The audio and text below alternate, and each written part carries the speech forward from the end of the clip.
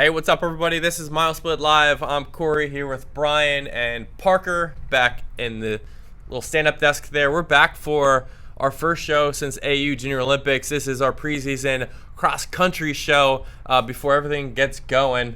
Bryan, you're smiling because I feel like you're happy. I am. I love cross country. I like cross country too. It's I like fun. the fall, the changing the leaves, that northeast cross country smell. There's like a feel in the air when cross country comes around. I'm still waiting for it down here in Texas. It's still just 100 degrees and we're roasting, but Parker's a fan as well, right?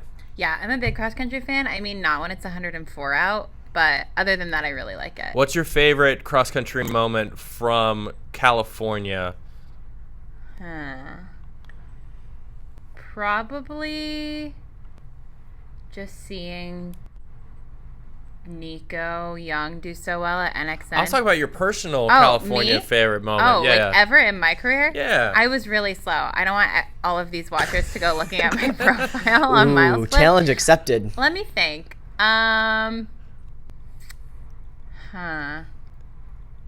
I would say probably qualifying out of our league meet my senior year of high school. You had to get top 4. We were pretty bad, so we made it. That's all that matters. Do you have a favorite moment in high school cross country?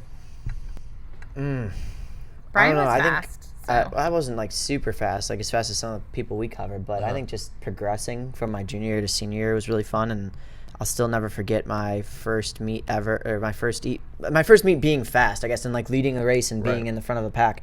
And I messed up the course and cut it short, and I was really upset, but it was like a life lesson. Like I was really upset with myself, and the coach came over, he talked to me, he's like, hey, like we normally DQ you, but it's just a smaller invitational, it's okay, like you can relax. But I was like really upset with myself that I'd won, but I felt like I had cheated. So it was like one of those like internal things, but I'll never forget that.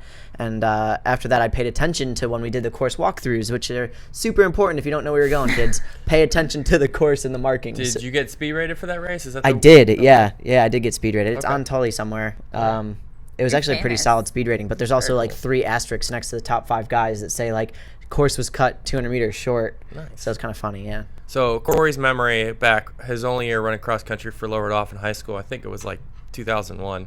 I ran at the old Milton Hershey course that was district course before it moved to the new Pennsylvania State course that is, I think, on like private land right now, which is a lot more hillier. But I loved Milton Hershey, running districts there for Lower Dauphin. And then after that, I was all basketball. But that was our memories.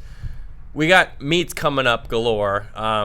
Next week in particular, it's going to start going. I think around the 31st, though, end of the month is really where it's going to start going full force. So we have a few meets, I think, coming up at the end of the month. What are our favorite ones that we're looking forward to at the end of August? Oh, you wanted the end of August meets. I thought you just wanted you're just going overall? I was going overall. That's what I put in the doc there. Okay. I love Manhattan. Obviously, you get that starting to feel like cross country, starting to feel colder weather. Woodbridge is a great meet, really awesome under the lights there. I know Parker was going to also say that. Sorry for stealing your thunder. Yeah. And then Bob Verman is also cool. I like the course there, and obviously it's a precursor to the NXN Northwest Region meet. And Desert Twilight. So I guess that's 4 different meets. I can never choose one, as you know. Desert Twilight, I can't wait to see some fast times. I've never been to that course, but we always see some like crazy fast times come from there and super impressive performances. And this year shouldn't be any different. This year's going to be important at PTXC 11, I believe, at Kutztown University. It will host Loudoun Valley yet again, but this time they will be without some of their heavy hitters from last year. Connor Wells, Samuel Opfolder, Jacob Hunter, and now it's going to be a new crop of guys at Loudoun Valley. That's kind of their first big test. I think that's going to be really, really important looking forward. Kutztown's not a really fast course, but it does lend itself to some fast times, so that'll be important. For you? Yeah, Woodbridge was my favorite, just because we always see crazy fast times out of there. Nico Young dropped a 14:01 last year, pretty insane. So seeing him maybe break that 14-minute barrier would be cool in the 3-mile. But coming up at the end of August, to follow the theme, Marcus won in Denton, Texas. Usually a lot of good Texas teams have their first showing out there. So I think that'll be a good one. We can see some competition from them. Nico Young is fully fit, as I hear, and he's going to go after some course records. It's going to be a big year from the guy from California. I think he's going to be a wrecking ball. Yeah. Me too. Yeah, a couple of guys from California. All right, we had a poll released this week on MileSplit before we got to our national rankings yesterday and today, and it went like this. Who do you think is going to win NXN this year? It came out in the preseason, so we had a lot of different teams on the polls, 10 in each. Interesting voting right now on the girls' side. Desert Vista, 72% of voters said Desert Vista is going to win NXN. How do you feel about that? That's interesting with Summit, and I think it's Naperville North returning all of their... Naperville North isn't returning. They graduated 3, so Okay, they're going to be a little bit... They're going to be a little They're bit included down, for number but 1, so. Yeah. Summit for sure is returning all 7. All 7. They're the NXN champs, so Yeah. that's going to be interesting to see how... if anybody can challenge them. I'd say in my mind they're the favorite. Yeah. For sure, when you return all your top athletes. Wayzata also returns all 7 from their team last year. Wayzata got 3.1% of the vote. Summit got 9.8% of the vote. This is just so far, right? Is the poll still Fever. over? Yeah, it's open until Friday, but people are just voting for Desert Vista at this point. How do you feel about it? The Pings are It's pink fully fever. recognized here. That's what it is here. So, I mean, I think that it's a little bold just because the Pings are heading to a team to say that they're for sure going to win NXN. I don't really think people are putting 2 and 2 together to make that happen, because I do think it'd be really hard to beat Summit if all of the girls are healthy, all of the girls have a good season. We could have some things come up. I mean, that's why we love cross country, right? Yeah. They will have a strong team, I'll say that. Grace Totally. and Loring will be the sort of the strong linchpins of that team. But Katie Clausen, who's coming back, a senior this year, she broke 18 minutes last year. She's a very strong runner, a good number 3. And then they have a couple young runners, Maddie Shoemaker and Sydney Nedza, both broke 20 last year. And you think another year for a lot of athletes means an improving year the next year, getting better and getting faster, getting fitter. So hopefully they all improve there. In that Southwest region, a lot of great teams. Niwot, for one, is a very good team. Battle Mountain will probably come on really, really strong late in the season. And Mountain Vista, Mountain Vista, right? We'll let you figure it out. Okay, wait, I forgot which one. It's Vista. I don't know. It's Vista. But anyway, Desert Vista out to... I'm probably saying that wrong, to be honest. They're out to a really good start right now in the voting. All right. On the boys' side, we hosted a lot, 10 other teams. And who do you think got this vote here? I mean, I think there's 2 teams that should get it. It's Loudon Valley or Great Oak. They're returning quite a few guys. Both are very solid programs. But the people are voting. But the It's people not you, voting, it's the people voting. It's people. Probably Loudon Valley just because they have the backing of being the 2-time NXN champs. You're right. 36%. Whoa. Brian. Bryan, are you Spot on, psychic? Very exciting. You're right. 36% of the vote, Loudon Valley right now to be 3-time winners of NXN in 2019. We'll see if it happens. They got largely a lot of the same guys, but they're all going to be asked to do a lot more in 2019. Newberry Park, which you think of highly this year, I think they should do well. 10% of the vote. The other nomination got 14%. I don't understand why you had an other. I mean, anybody could write in. I could write in my own team, which I don't even have a team, but other got 14% of the votes. We didn't even list them. And then Brian's pick of Farmington. Real quickly, why is Farmington, Utah a strong team this year to watch? I mean, I just looked over a lot of the results, and looking over at the Utah State meet, I want to say they were one of the top teams in the class. I think it was 5A region. I think they finished 3rd behind Davis, Skyridge, and another, I want to say Skyline maybe. Okay. But they were one of the top teams in their division for the Utah State meet, but they returned all 7 guys from what I could see from the state meet. They didn't run in the championship race last year at the NXN Southwest region meet. Mm-hmm. They ran in the large school race, but I think that returning 7 of your top guys, you have that experience of going to that meet and maybe not competing in the championship realm, but like getting around.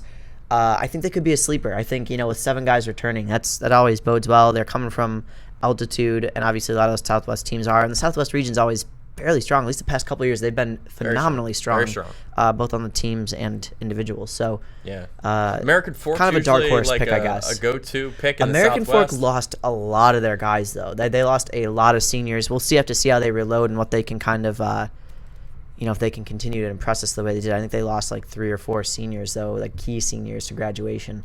So, that's why they're not really on the radar as much, I'd say, this year, as they would be in years past. All right. Well, hey, let's go to a segment now. Parker, Bryan, let's go to this segment. All right. Cole Hocker, breakthrough athlete last year in cross country, really went from not being a state champion, a non-NXN Foot Locker qualifier, to being his state champion in Indiana, NXN runner-up, and Foot Locker champion. He had a bang-up year last year. So segment is, who's the next boys athlete to have a Cole Hocker-like season? We got four guys. I'd say my pick is Ryan Shope of Texas. I'm going to go with the Texas pick. He got second at the state meet in Texas, which is pretty competitive. And then he got second at Nike South. He didn't run at NXR South or Foot Locker South, but I think he's kind of rising up to the challenge, especially with how competitive a state Texas is. He's always had great competition, so he's really going to take the reins this season and lead the state, and then hopefully make an appearance at a national level. Going for a Texan. Okay, not a bad pick. Yeah, okay. Texans are always safe in cross country. They're tough kids. Very tough. I can barely walk to my car in the parking lot, let alone run, so I respect them. Okay. Who are you going with, Bryan? You got a couple guys listed here. I don't think any of those guys would be that big a surprise like the way Cole Hocker was. I think. What? I think that Cole Hocker, like Ryan Shoppe, is a safe pick. We've heard the name. He's run well. He didn't really do a lot in cross country, but he's had the track times that impressed us this track season. Exactly. So he's a safer pick. But I look back on Cole Sprout, or sorry, not Cole Sprout. Yeah, Wow. Cole Sprout. Cole Hocker season. Looked back on Cole Hocker's season from 2018. And he ran a 4:08 1600, but he only took second at the Indiana State meet. He didn't really run anything past there. Right. He ran some okay performances in cross country, 15:29, 15:40. He was right there on the cusp of making national meets. Mm-hmm. I think this is going to be a guy that we just don't see coming again. If there is a guy, I think it's hard to match what Cole Hocker was able to accomplish last year. We talked about it yesterday a little bit, and we were like, he really came out of nowhere. Did he come out of absolute nowhere, though? It wasn't absolute nowhere. He was on the cusp of breaking, 15 for multiple meets in a row. For whatever reason, when he got to the regional races, he did not run well, and he did not qualify for Foot Locker and NXN. And that's, in a large sense, how you value some of these kids on a national stage. Totally. You must get to the national meets for us to see you sort of bigger than your state races. Yeah. And, we should, whether it's right or wrong, we didn't see him there, so we didn't expect him to kind of be there as a senior. But it's tough when you have guys that make these meets as juniors, make NXN or Foot Locker as juniors, so you don't see the juniors that don't make it, but then make a huge step into their senior year. And I think that's the kind of guy that we're going to see. We're going to see the guy to fill those shoes, that put in the hard work over the summer, that got down to the nitty gritty. Even in the Midwest region, there's 1, 2, 3, 4, 5 guys all within the top 30 places from Foot Locker Midwest, who, with all of the seniors graduating, would pop up. You're not grasping what this segment's about, though. Cole Hocker-like season. Cole Hocker-like season. But what I'm saying is, this is the same range as where Cole Hocker was his junior year. So these juniors now, moving into their senior year, will they be able to fill up and continue to Cole Hocker, though, as a senior, I understand the straight segment. up was freaking unbeatable. But that's what I mean. So how many of these boys that you think I don't think anybody has the potential to have that thing. I think Shoppe out of Texas, but I don't think Shoppe would be a surprise. Shoppe wouldn't be a mind-blowing away. Can you let pick, talk for a second? Yes, I'll let you talk for a second. Okay. You just said Cole Hocker in his junior year ran a 4:08 1600 meter. You know who ran a 4:07 his junior year? Ryan Shoppe. Yes. He didn't run those regional meets last year, and he's fit as ever going into the senior year. And most importantly, he has a chance to dominate 6A in Texas. Okay, I think he can win most of his races in Texas. I have a little bit of a hot take. I feel like maybe the reason why Bryan thinks that Shoppe's not necessarily a sleeper is because he's coming from such a competitive state. We had Cruz Gomez, Graydon Morris. We have great Texas guys, whereas Cole doesn't always have that level of competition in Indiana. That we see week in and week out. Yeah, he's Indiana's sweetheart, or he was. Indiana's strong cross country state. Oh, they are. They are. He was definitely a standout from Indiana. However, almost more impressive if Ryan Shoppe goes into his senior year and continues to dominate in Texas because he's going up against all these boys. Graydon Morris, we're not even mentioning because he's had a great career. He will. He's a vet. Yeah, but I don't know. I just feel like he's already, like, if you're looking for a guy that's off the radar that's going to become this next step up wonder sensation, I don't think Ryan Shoppy is off the radar. Because you think he's already there. Because he's already there. I would 100% say he's already there. I think there's maybe not quite on the cross country course distinctions, I think, but definitely in track he was the Adidas Boost Games Dream Mile champion. Yeah. 409. Yeah, I mean he was the winner of either the 16 or 32 and then the runner up in the opposite one. So, like, in Texas in 6A, and Texas in 6A is going to be competitive. So, even if he can stand out among the Texans, like, that's a good thing already. But he already stands out among them. You know what I mean? We've already talked. Yeah. There's been conversation about him. Cole Hocker, I feel like, yeah, you're in a 408 1600, but we didn't.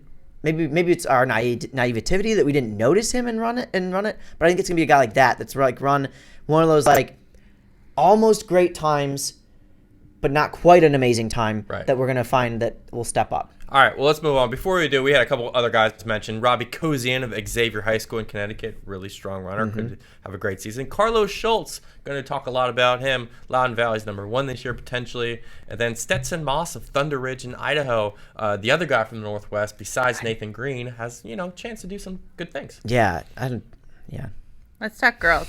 Yeah, let's talk girls. Obviously, we've got Sydney. She was kind of the sleeper to stand out last year, so she won't even count. We're going to see great things out of her this season. What do you think we're going to see out of her?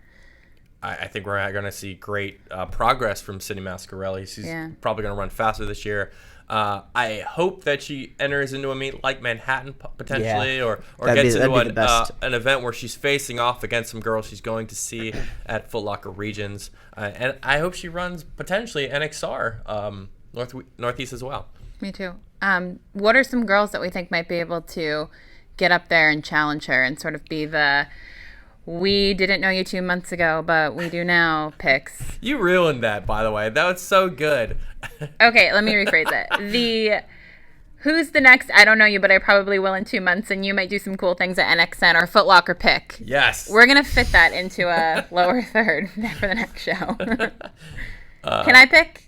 Yeah, go ahead. I pick Bryn Brown. I've been a big fan of her. Come on, Parker. I know. I'm really pro picks. Texas. I know. But Cory wrote she had an absolute downright dirty track season, which she did. 9:57 for 2 miles, third at Brooks PR, and 4:48 for the 16. And she crushed it during the track season. So I think she's going to have a good cross-country season. I'm hearing a lot of good things about Bryn Brown. I heard her name all track season. Incredibly fit. I mean, she's just like bought in hardcore, 100%. After she gave up soccer, she was just like 100% into track. And very few girls broke 10 minutes at 2 miles last year. One of them graduated. Katelyn Hart's back. Katelyn Hart's going to be in the mix. Bryn Brown wasn't really even in factoring in Foot Locker Nationals, but she definitely will be this year, I think, which is going to make that whole field better, assuming she qualifies. But Bryn Brown, good pick. I mean, for you, are you looking through it right now? Are you trying to figure out somebody? I'll let you go because I just feel like the couple names you have listed, again. You don't know much about? Well, no, I think that. Okay, you can't say that. You don't know who Kate Peters is. No, that's a good point. No, that's why I'm not going to say anything because I don't know her. So maybe she is the dark horse that you say she could be. But Brian I just don't know doesn't want enough to about her prematurely personally choose his to female or speak male to Cole what Hocker. she can do. Okay. Being that I've researched the guys list very heavily, I know a lot more of the guys and names that could step up. I will say that was the beauty of Cole Hocker is he just like came out of nowhere. How can there be a Cole Hocker if we pick a Cole Hocker if you look at the before there's a she's Cole just Hocker? like, Bryn Brown ran Brooks PR. Cole How many Hocker times never can we ran say Cole Hocker? Brooks PR his junior year. It didn't happen. You know what I mean? Like, all right. Well, I'll give this kudos to our managing editor, Joe Pataglia, who found this link from Runner's World, wrote about Kate Peters. She is a incoming freshman at Portland Lincoln High School, which is, based in the Northwest, strong state for distance running. She ran 9:55 at the USATF Junior Olympics this year as a 14-year-old, which would have been in the top 50 high school-wise for 3K, which is very impressive for a 14-year-old. And on the track as well, she broke 17 minutes going 16:49, which would have been in the mix there as one of the best 5Ks in the country in 2019. So I think she comes in obviously going to be very, very strong in Portland Lincoln, but what is she going to be able to do on that national stage. Now, she probably won't be a Sydney Masciarelli because Sydney had the potential to win a national meet. Kate probably will fit there in maybe the 5 to 10 to maybe even 15 range All-American. If she's an All-American this year as a freshman, I think that's a win for her, and I think she kind of comes up, and then we get to know her next year. Yeah. I also have Charlotte Bednar on this list. I mean, she was a freshman last year from the Hun School of Princeton, ran really well. Didn't really see her at all up until NXN, finished 12th there. So we'll keep an eye on Charlotte Bednar as well, who's an emerging sophomore in high school. That sounds a little like Cole Hocker material to me. Yeah. All right. I mean, let's move on to the top young cross-country athletes of 2019. Who are they? Parker? All right. We've got Aidan Puffer of Manchester, Connecticut. He is a sophomore. He had a very fast 5K on the track, and he's eyeing some records from DJ Prince B. Yep. Yeah. You're going to do a workout with Aidan, correct? Yep, next week. Can you talk to me a little bit about him? What is it about Aidan that you think is going to be interesting? What is he? He ran a 9:10, 9:12, 3,200 on the track. I think that's going to be super interesting, and that was only, he's a freshman when he did that. So, right. I mean, that's pretty solid. It's one of the top, I want to say it was top 5 freshman performances in 3,200 meter from based on our database. So definitely a solid young athlete there looking to do. There's another guy in Connecticut actually just a little ways away from him, I think, who's also solid as a sophomore. The name is escaping me right now. But he also ran some fast time. So there's 2 Connecticut guys, both young, looking to do some big things. And, Aidan could make some waves in the Northeast region in either Foot Locker or NXN if he chose to compete. I remember seeing him at the Yale Track Classic in January of this year. Really my first chance of getting to see him. And he wasn't in the main race of the 3K. He was in the second to last one. But he was impossible to miss, where he's kind of like going back and forth with some of these older kids and really holding his own. So he ran 8:47 there, which is a very solid time for his age. And he continued that into the spring and had a really good season. As you mentioned, won a CIX state championship in the 3,200 meter. So Aidan's really going to be one to watch, I think, on the boys' side, especially because we rarely see sophomores really kind of. It's hard for a sophomore on the guys' side to get in the mix and break in. Nathan Green last year. Developmentally, guys are seniors and juniors before they really get into the mix and start to break in and really, shine. Yeah. Another sophomore, Adam Magoulas. Is that how you say it? Adam Magoulas, Bellin Jesuit of Florida. Yeah, I don't second really fastest know. returner in Florida. Exactly. So. I mean, my main thing with him is he legit? Obviously, he's got a very fast time from last year, being an 8th grader, I think, last year, or a 9th grader last year. Yeah. But, I mean, a 15:34 is a 15:34, so we'll kind of have to see where he's at, I think. Yeah, this is the year he might make the jump. Girls. Lauren Ping. The girls are self-explanatory. Ping when Fever. you look at the underclassmen, it's Ping, Tuohy, Abby Vanderquai, Ella Borsheim of Bellarmine, Washington. Borsheim beat out Julie David Smith at the Washington Class 4A meet in cross country. Really strong performance. But when she went to Northwest, she did well, but she didn't run especially well at NXN. So for her, I think it's coming back and just trying to solidify herself. I mean, shaking off a bad performance at NXN and just getting right back into it. I think she's really talented. But what's she going to be able to do this year? I think I'm going to watch her and see if she really shines as well.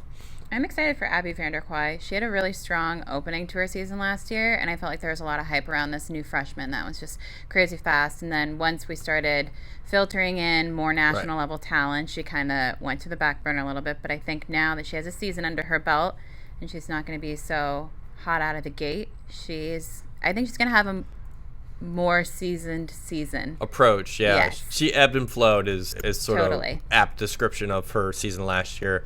Ran a ton of times under 17 minutes, which was really impressive. But she ran a lot. She ran a lot of races. She ran 16, I think, something close to that.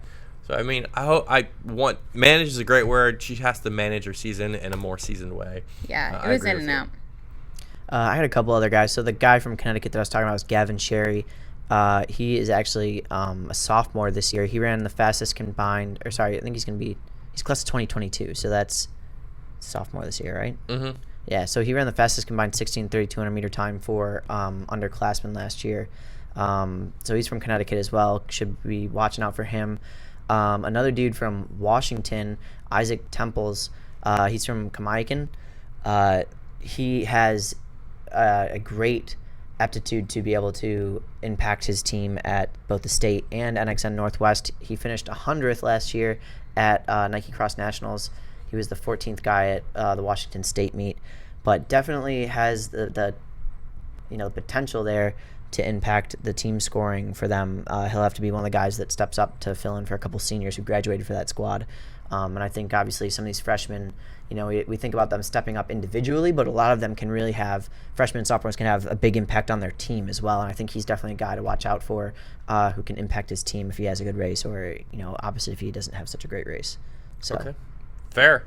A lot of good future talent in the works right now in 2019 season in the fall. But, Parker, let's talk about the big dogs, let's boys. get some storylines. Okay. Number 1. This is a good one. Nico versus Cole. Who's got the inside path? I think this is going to be a story all year long. And the beauty of this is, we talked about it this morning, and a little bit of like our planning for this week is that, where are these kids headed? Like, what are they going to be doing this season? Are they going to be facing off at any point before NXN? And the answer is no. They're going to race largely outside of each other and in their state, essentially. Nico's big race is Woodbridge. Cole's big race is Desert Twilight in Phoenix. I mean, and they're only going to match up if and when they get to NXN. But would you agree that Nico and Cole are unquestionably, apologies to Matt Strangio, the number 1 and number 2 contenders for an NXN title in 2019?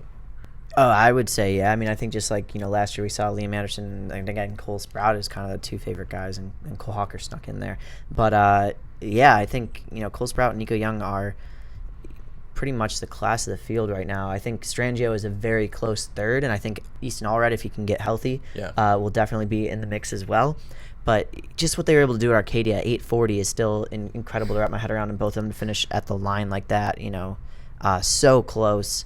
Both of their track seasons were phenomenal. Nearly identical mile times. I mean, there's a lot. Almost identical 3200s. Yeah, I mean, the only thing that Cole they were separated maybe has by a little bit over Nico is the fact that he beat him at Nationals by 2 seconds. 2 seconds. Which is nothing in the grand race. scheme of a 5K 2-second race. It's crazy. If there's one thing that Cole probably wanted to get back at NXN is that finish. He did not finish as strong as he would have liked. Yeah. So he's probably got that in the back of his head. But, I mean, Nico outkicked him in that 32 at Arcadia. Yeah. So there's a little bit of that mental battle here that I'm really interested to see how it shakes out, because if I'm either of these guys, I'm thinking about what's that guy doing. What's interesting is they were all at the Nike Elite Camp, I'm sure, together. Mm-hmm. So interesting to see.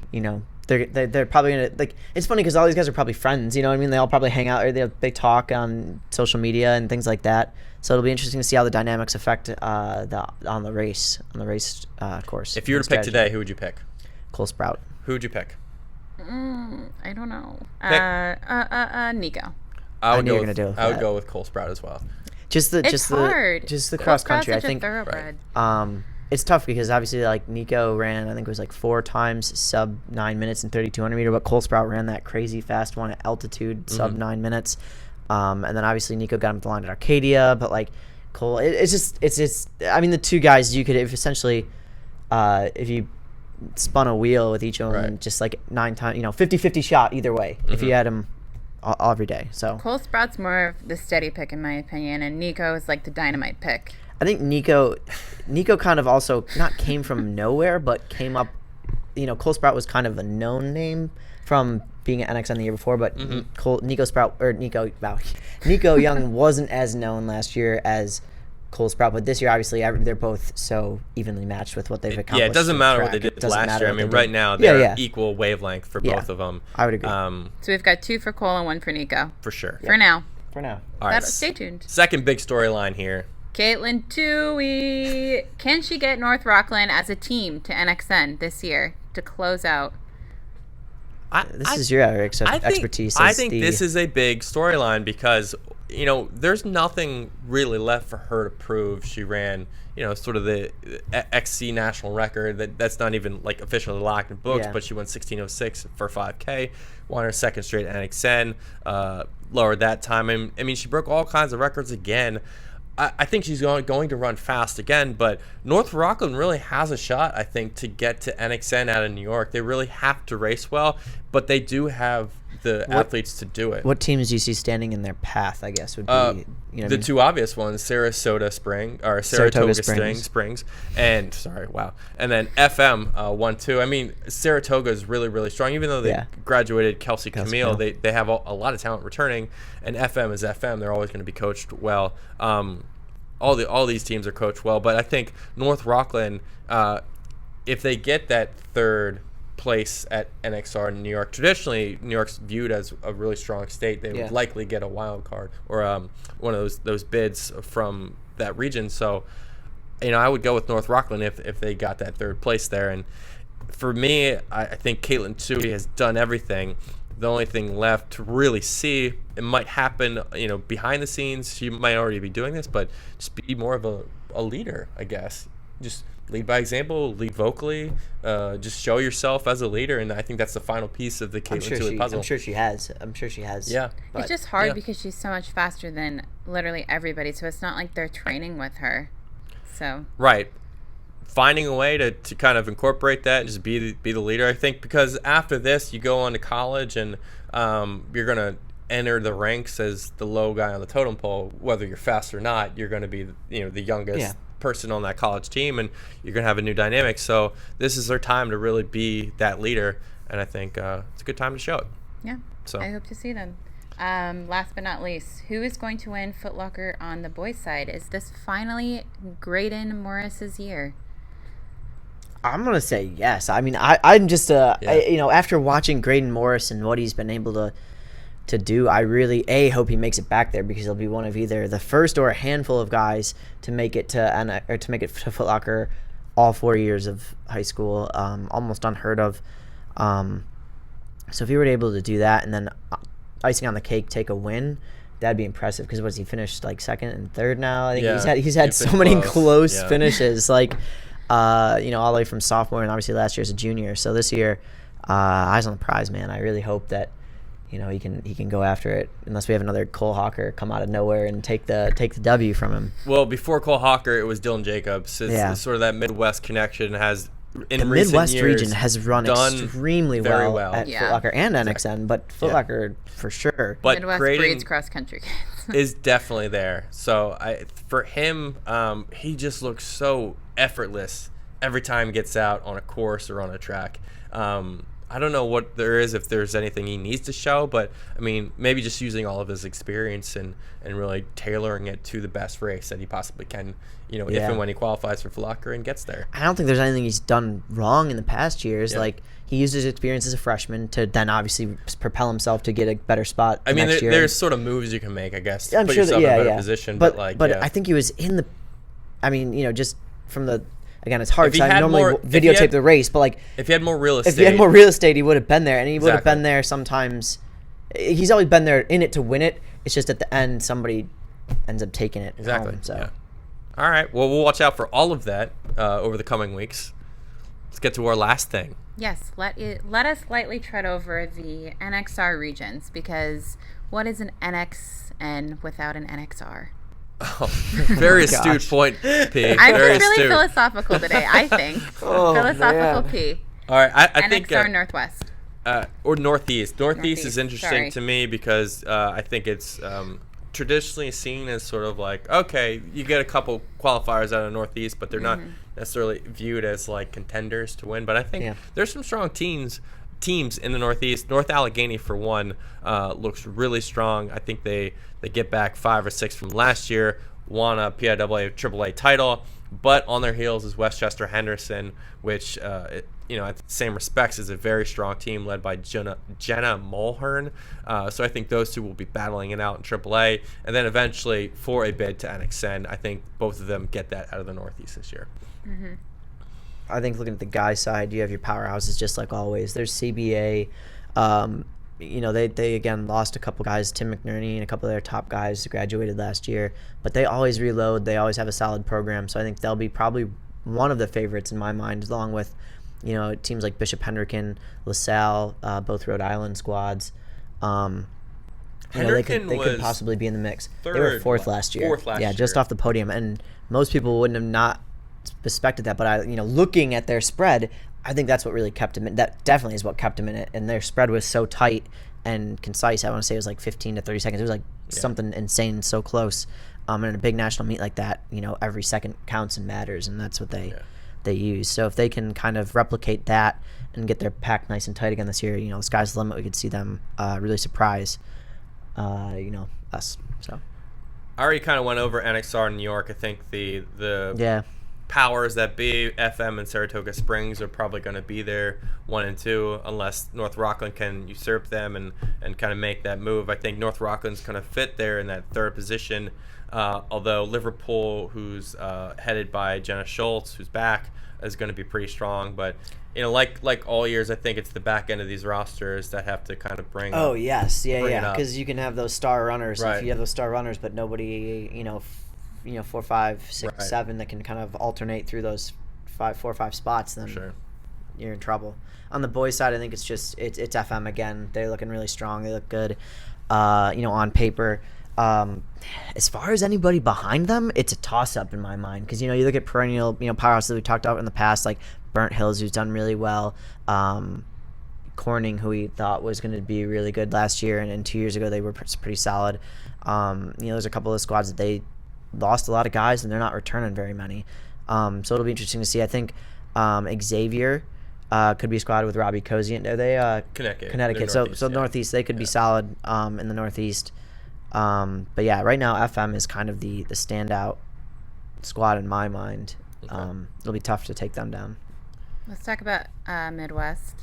The girls, probably the hardest region to make it out of all of the regions for girls and guys. Yeah, I mean, I'm looking at teams that are in this region. Good luck. I think a lot of them are going to be ranked nationally. For girls? Yeah, throughout the season. Beaver Creek is going to be up there to start really high, but they're no guarantee to get through because anybody's a guarantee in that region. It's so tight every year. Yorkville is very, very good. I think they might even be better than last year. Downers Grove South is better than they were last year. Zionsville Community was one to watch out. Indiana. Carmel, you always have to watch out for. Haven't really mentioned North Naperville. I have to see how they compete early on to see if they're kind of worth sort of like moving up. They're going to start out in the rankings just by virtue of always kind of being in the mix, but I don't know how they're going to be. But for sure, they're going to be a threat at the Midwest. And then I think the sleeper team to watch this year out of Michigan is East Grand Rapids. They return a lot of talent, 6 runners out of 7 from last year that finished as the champions at a D2 in Michigan. I think East Grand Rapids is a very strong team to potentially do some things in the Midwest. But Michigan, weird rules with national meets, so I don't even know if they're going to do it. But I wish if they have a strong season, I hope they do. Yeah, hopefully.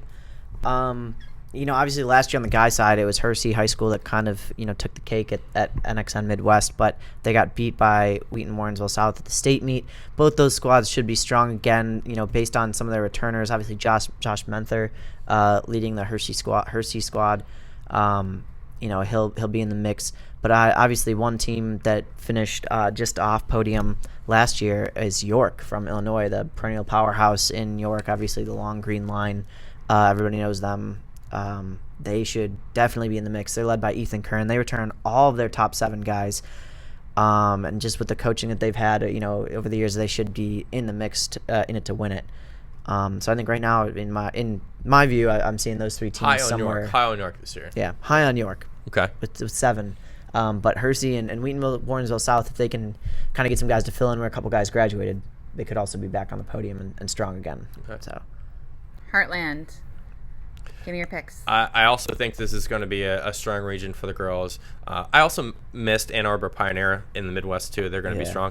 But for the Heartland, Wayzata, obviously the team to beat with 7 returners. But, looking at like the teams that are going to compete there, I don't think they're sure in to get that first or second bid. STMA, acronym I can't really pronounce the full name because I forget it, but STMA in Minnesota, really strong team this year. I think they have a chance to get into that top 2 at Heartland. They're going to do well in the Minnesota State Championships. Edina is always going to be there. I think those 3 teams are going to be ranked pretty high throughout the season. And then you got some up-and-comers like Farmington, who has Anna Fensky, a really young squad there. Stillwater out of Minnesota as well. And out of Wisconsin, Muskego kind of just missed out last year, but they were pretty competitive. I think that if they can get better, the one thing that hurts Wisconsin teams, especially when they go to these region races, is that they really haven't faced a lot of talent. Wisconsin's not traditionally that deep, so when you face teams from Minnesota, they just have so much more experience and so much more depth that they can kind of navigate these courses better. So Muskego, I think they're good, but they're going to have to race well. The guys' side, crapshoot. Yeah, not very strong region for the boys, right? Unfortunately, yeah. I mean, I didn't want to put it that bluntly, but man, that's tough. It's gonna be anybody's really.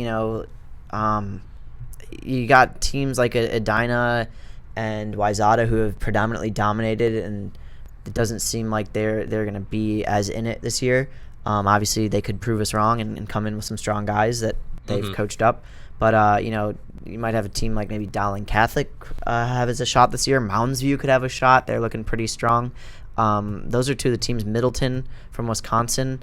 But really, I think it's anybody's race, and whoever has the best race on the day it will take the Midwest region for boys, the Heartland region for boys. All right, so I'm just going to throw this comment by Mark Rice, our former Minnesota editor. He's high on Mounds View. He says, right now I'm kind of going to give them the state title because bearing injury, he doesn't see how anybody's going to beat them. They had a strong squad last year, so. Yeah, so Mounds View could be up there too. All right, Northwest, NXR Northwest. You want to start with the boys first? You have a lot of boys teams in the Northwest that could potentially be very good. Yes, the Northwest. That's what we're talking about? Yes. Sorry. In the Northwest, Kamiakin could be very good. Lewis and Clark is also up there. Jesuit boys from Oregon didn't run so great last year at the region meet, but they could be in the mix. This is another one that's going to be tough. It's going to be kind of, anybody's mix, but I think the team that comes out of here will be 2 strong teams to finish fairly well. And another good one actually is Tacoma Senior High. They were returning 7 guys from their squad last year. All 7 are returning. I want to say they were 5th at the state meet. Don't quote me on that, but they finished somewhere kind of lower than you expect. But they returned 7 of their top guys, so they'll be definitely in the mix. With 7 guys returning, that's always a positive thing to have. Girls side, obviously, you got Summit, defending national champions out of NXN. They return everybody, and they're going to be pretty hard to beat. And they're also just lovely people. Summit's been really good, I think, just like accepting sort of all the coverage of them and just being really nice. So I'm a big fan of Summit. I think the sleeper out of Northwest is North Central. They have a full unit back led by Allie Janke. They didn't even get out of the Northwest last year at NXR, but I think they have a squad that's potentially going to be very, very good. And then Bozeman has had maybe a couple off years. If you want to say that, they haven't been like sort of up in the top ranks of the national rankings. But I think Bozeman's kind of headed back there. They have a strong team. Tara Troma's back for Bozeman, so I think Bozeman's going to look good. As always, Jesuit's probably going to be pretty good. But yeah, it's going to be pretty cool. And on the boys side, I misspoke. It's Tahoma, Tahoma, not Tacoma. Okay. So Tahoma. yeah, both in Washington, both just a little outside of Seattle, but not Tacoma. The next episode of our show is just going to be pronunciations, of all how to pronunciate names. So if you have any recommendations, please send them to us. Preferably a Google Doc format that we can edit. So pronunciation spelled phonetically would be appreciated, and maybe just a video of you pronouncing them yourselves would be awesome as well. Let's move down south. NXR South. Texas traditionally hasn't been viewed as like a region that really produces boys. The boys teams, yes. So. The boys teams. Not the girls, I was about to argue your point here. No, the Woodlands is really, really strong. Always has been. But like on the girls' South side, Lake Carroll too. Just haven't really produced a lot. There are strong teams though. I think South is going to have a really good region this year. Flower Mound in particular. They won the South region last year after losing their Class 6A race against Koppel. And Capel. I think Capel. Okay. And I think they're going to be strong this year. You want to start your pronunciation Prosper class. is going to be up there as well, led by Aubrey O'Connell. I think they're going to be a strong club. At South Lake Carroll, as usual, and Capel is going to be in the mix. What about you? The Woodlands. You said it already. The Woodlands. That's it. That's all I need to say. They're returning 7 of their top guys. They've been to NXN multiple times. Can they compete for a Coach title? Green knows how to coach them. I'm going to put it out there and say if they all stay healthy and they all run well, yes, they're in competition for a title potentially. They've been there. Their coaching staff has been there year after year after year. Coach Green knows what he's doing with that squad to get them to peak and run well at NXN. I think, they're one of the teams, though, that course conditions could play maybe a little bit of a factor. Although in recent years, the Nike South meet's been just a total mud bath. So, I think the Woodlands definitely, in my mind, I'm not going to say where I have them ranked, but definitely top 10 team, like easily, maybe even top 5, hands down. All right, Southeast, Loudoun Valley, what are your concerns or maybe what are your thoughts on Loudoun Valley? Loudoun Valley should be looking to reclaim their title. I think they should be looking to make it 3 in a row. I think Great Oak is going to have a say in that, and I think it's going to be a tough challenge. But I don't think it's as much of a lock as last year when they scored, 72 points or whatever for their lowest score ever at NXN. I don't think, 2 straight years of doing that. Yeah, I don't think it's as much of a lock. I think that Loudoun Valley, again, is a great coached squad. Mark and Joan do an amazing job with what they're doing with those kids. And, I saw a video recently on Twitter. They have, you see programs that are huge, but they had like 150 kids, it seemed like, out there running, a time trial just to make a spot on the team. Doug Souls is over Doug 100 Souls too. also has a lot of these programs have a lot of kids. They but both breed such a great culture. I just know that, especially Loudoun Valley, a few years ago, they didn't have those numbers. And they were talking about on the girls' side, they've definitely started to boost their numbers a lot as well for their girls to try to make an attempt at a state title. I'm gonna say that I'll go on a limb because Southeast usually fluctuates from year to year on the teams that maybe make it in.